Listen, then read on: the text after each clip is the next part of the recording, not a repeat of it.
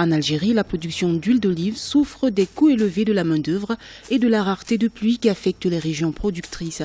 Dans la région de Bajaïa, réputée pour la fertilité de ses sols entourés de montagnes enneigées, les oliviers ont pris l'habitude de pousser sans condition. Traditionnellement, les olives sont cueillies à la main avant d'être transformées dans un moulin pour la fabrication de l'huile d'olive vendue localement. Depuis 2016, selon les agriculteurs locaux, la production d'huile d'olive dans la région a été touchée par de faibles précipitations et la cherté de la main-d'œuvre.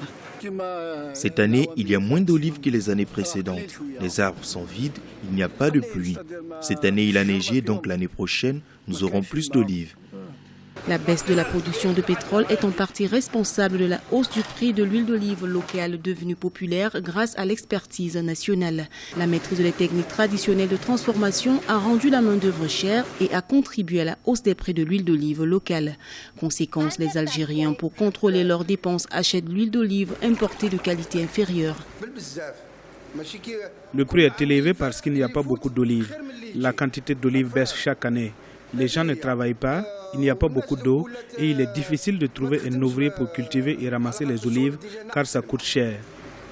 Ces dernières années, de nouvelles plantations ont émergé à travers l'Algérie, en particulier dans le sud du pays. Mais si la faible pluviométrie se poursuit dans les régions agricoles, la production pourrait encore baisser. La superficie du verger oléicole au cours de la campagne 2015-2016 a connu une hausse de près de 16%. Quant à la production d'olives destinée à l'huile, l'évolution a été plus que considérable car elle est passée de 420 000 tonnes au cours de la campagne écoulée à plus de 470 000 tonnes, soit une hausse de 13%.